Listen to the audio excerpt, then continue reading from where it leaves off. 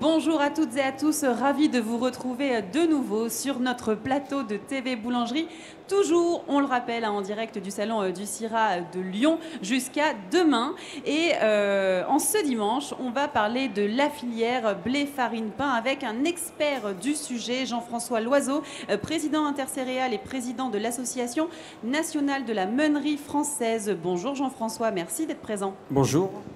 Alors, je le disais donc, vous représentez donc une partie de la filière blé, farine, pain. Pouvez-vous nous présenter en quelques mots cette grande filière qui est à la base de l'activité boulangère? Vous avez parlé d'intercéréales, je pense que c'est assez difficile à comprendre. C'est la filière qui représente les agriculteurs producteurs de céréales, donc particulièrement de blé, les collecteurs, que ce soit des entreprises familiales ou des coopératives, les exportateurs de céréales, c'est-à-dire ceux qui vendent du blé en dehors de la France, et puis tous les transformateurs de céréales.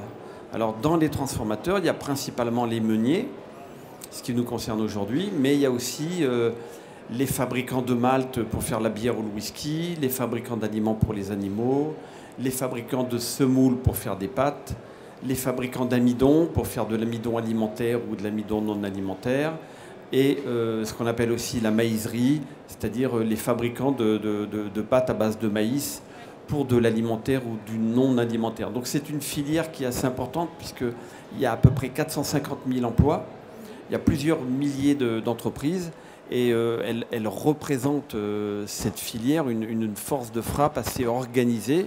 Et dans les clients de cette filière, il y a bien entendu les boulangers, la boulangerie artisanale et les autres utilisateurs de farine. Merci pour cette précision et l'explication de votre filière. Alors, comme on le sait, la France, c'est une terre de céréales. Elle est le premier producteur de blé tendre en Europe. Le blé tendre qui est la céréale la plus produite en France et qui constitue la matière première du pain, ce qui fait de vous un partenaire incontournable des boulangers, du coup.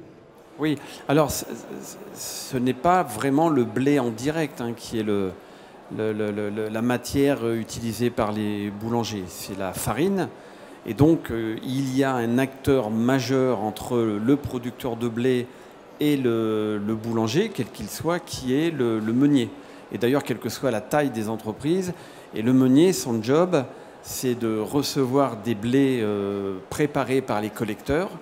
Donc ça veut dire trier, on dit souvent alloter, ça veut dire des différents lots en fonction des qualités des blés. Vous avez des blés qui sont très riches en protéines, vous avez des blés qui vont avoir des qualités technologiques un peu particulières. Et ces blés, ils sont envoyés chez des meuniers qui préparent ensuite, via des assemblages, une farine. Et tout le travail du meunier, c'est d'être en relation avec son client boulanger pour travailler avec lui sur les meilleures recettes, les meilleurs assemblages, afin d'avoir les pains que l'on a aujourd'hui très diversifiés. La baguette française, la baguette de tradition, les pains multiples avec différentes céréales, etc. Donc il y a vraiment un triptyque indissociable entre l'agriculteur, le meunier et le boulanger. Alors, on va parler un petit peu de cette crise que nous connaissons, que nous avons connue. Elle a été mondiale, elle a impacté aussi les artisans boulangers. Quels ont été les effets de la crise sur votre filière? Comment vous vous êtes adapté aussi?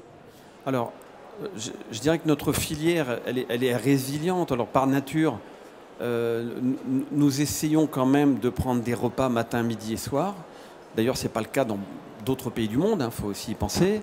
Nous avons une organisation qui est assez structurée, des réseaux logistiques, des producteurs agricoles qui ont cultivé la terre pendant cette période de Covid un peu compliquée, des collecteurs qui, moyennant les conditions sanitaires, ont fait leur travail de réception des agriculteurs, de réception des blés.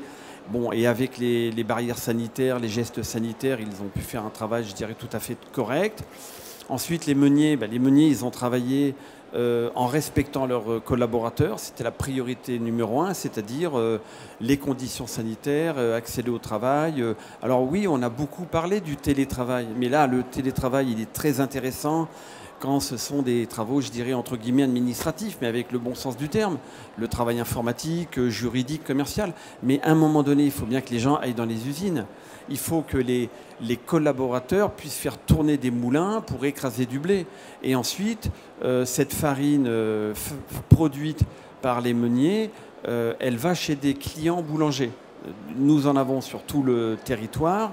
Donc, moyennant aussi, sous condition des gestes barrières, et d'ailleurs les boulangers ont fait un job aussi en préventif et extrêmement professionnel pour accueillir les consommateurs, eh bien, les meuniers ont pu, eux aussi, amener la farine en heure et en temps.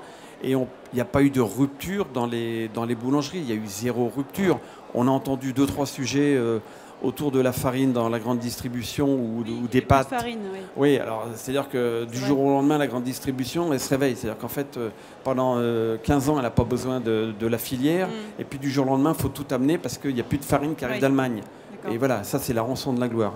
Mais moi je trouve que dans cette filière, et vous voyez, on a fait un truc intéressant, c'est qu'on a réuni tous les professionnels de la filière céréalière 2 à 3 fois par semaine pendant toute cette période de Covid pour traiter tous les sujets d'approvisionnement, de chaîne du froid, de réglementation un peu administrative, de transport, de façon à ce que le consommateur, au bout, dans la boulangerie ou dans n'importe quel autre point de vente, il puisse avoir du pain modulo les conditions sanitaires requises. Donc il y a eu un vrai travail professionnel alimentaire. Ok.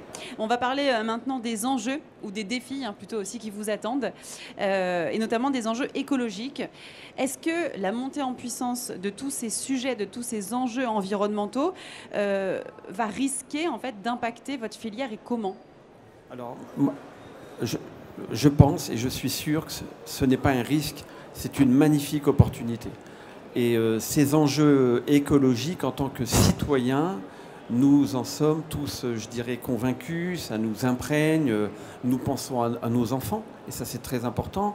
Et l'idée, c'est d'avoir une économie qui soit de bon sens, très écologique, oui, autant que faire se peut. Et donc ces enjeux, ils vont tourner autour de ce que l'on appelle la neutralité carbone, c'est-à-dire, mais quand on dit neutralité carbone, ça ne veut pas dire décarbonation, parce que je pense que trop de gens pensent qu'il faut supprimer le carbone. Surtout pas. Nous sommes constitués de carbone. Les animaux, les plantes, les êtres humains sont constitués. Ce qu'il faut, c'est utiliser de moins en moins de carbone dit fossile. C'est-à-dire le fameux pétrole qui est en réserve depuis 150 ou 200 millions d'années et qui est un produit absolument magnifique, facile à utiliser, mais qui entraîne des conséquences quand même quelquefois difficiles, compliquées, catastrophiques pour la nature. Et il faut protéger la nature. Et le pétrole, on le retrouve bien entendu dans les carburants, mais on le trouve dans la construction de matériel, dans les peintures, on le retrouve dans la chimie, que ce soit la chimie qu'on a utilisée pour protéger les plantes, pour protéger les animaux, les êtres humains. Donc ce qu'il faut, c'est de moins en moins de pétrole et de plus en plus d'autres choses. Mais il faudra toujours un peu de tout. Et dans l'intérêt majeur de notre filière blé, farine, pain, jusqu'à la boulangerie, donc jusqu'au consommateur, c'est que nous avons une chance de dingue qui est assez simple. C'est que l'agriculteur, quand il cultive un champ de blé, il permet au blé, et donc il permet la capture du CO2. Et nous sommes la seule activité économique qui est capable d'aller chercher le mauvais carbone, le fossile, de le récupérer grâce à un process qui est tout simple, qui s'appelle la respiration des plantes. On appelle ça la photosynthèse. C'est-à-dire que la plante, pour vivre, elle absorbe du CO2 et elle rejette de l'oxygène. Donc elle purifie l'air. Et le CO2, le carbone du CO2, il descend dans les racines. Et c'est pour ça qu'il y a tout un débat aujourd'hui pour le stockage du carbone dans le sol, avec des pratiques culturales qui doivent être un peu différentes de ce qu'elles étaient auparavant. Et donc pour un boulanger, pour un meunier, pour un collecteur, pour un transporteur et pour un agriculteur, il y a tout un écosystème positif. Et ce qui serait bien, et il y a Dominique Enrac qui est pas loin, parce que je l'ai dans le viseur, là, je le vois bien, c'est que dans ces boulangeries demain, pas que les siennes, hein, les autres aussi, ils puissent dire, eh bien, écoutez, nos boulangers sont dans un écosystème assez vertueux où la production agricole, la fabrication de farine, la fabrication et l'élaboration du pain se déroulent dans un environnement de neutralité carbone fossile, de neutralité carbone. Et l'enjeu, il est là. Et pour moi, ce n'est pas un risque, c'est une chance remarquable. C'est une opportunité de faire du mix énergétique. Oui, parce que ça met l'agriculture et les filières agricoles et alimentaires en première ligne. Oui, et nous sommes sûr. les seuls à le faire. Bien sûr. Et bon, on suivra en tout cas ces évolutions. On espère qu'on arrivera effectivement à utiliser ce genre de produits et être dans le mix énergétique, puisque vous ne parlez pas de décarbonisation en tout cas. Alors, on voit que les tendances de consommation aussi, elles évoluent. On a parlé des défis que vous alliez avoir avec l'environnement. Il y a d'autres défis aussi avec les tendances de consommation. On veut consommer plus local, on veut consommer plus éthique, on a des nouveaux modes de consommation, du sans gluten, ce genre de choses, les circuits courts. Comment votre filière se prépare-t-elle aujourd'hui à répondre à l'évolution de toutes ces demandes? Alors, nous pouvons dire que se préparer, c'était ça il y a quelques années. Je pense Vous êtes prêts? Le Covid y a aidé, l'innovation. Nous avons en même temps des circuits locaux qui se développent et de façon très pertinente. D'accord. En même temps, des circuits, je dirais, un peu plus lointains. Et puis, ce qu'on appelle un peu le grand large et l'international. Et moi, ce que je pense, et on le voit bien ici au CIRA, nous avons des entreprises remarquables qui rayonnent en France et à l'international.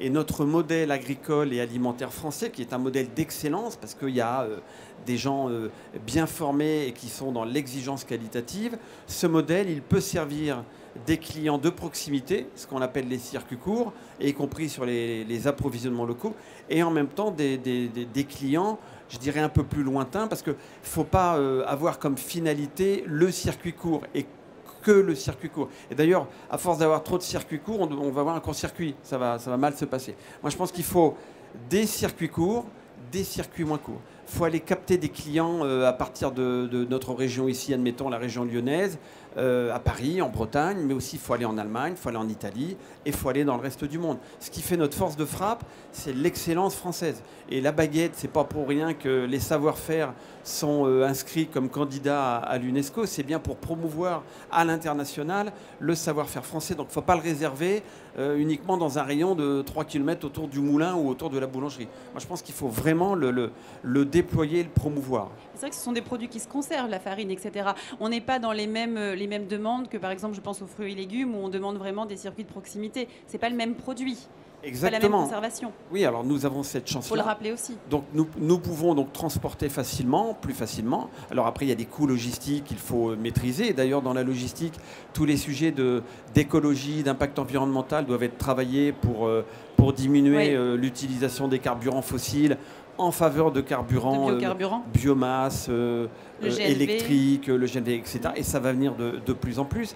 Mais je crois qu'on a là aussi un modèle qui est magnifique et très performant en France, qui doit être rentable, parce qu'il ne faut pas se tromper, hein, faire de l'écologie, faire des circuits courts ou des circuits longs, repose avant tout sur la performance économique, la rentabilité des entreprises. Et que ce soit une exploitation agricole, un meunier, un boulanger, un transporteur, chacun doit être au rendez-vous de la performance. Il ne s'agit pas qu'un maillon de la chaîne alimentaire soit pénalisé au détriment des autres. Je veux dire, il y a un équilibre à trouver pour être durable.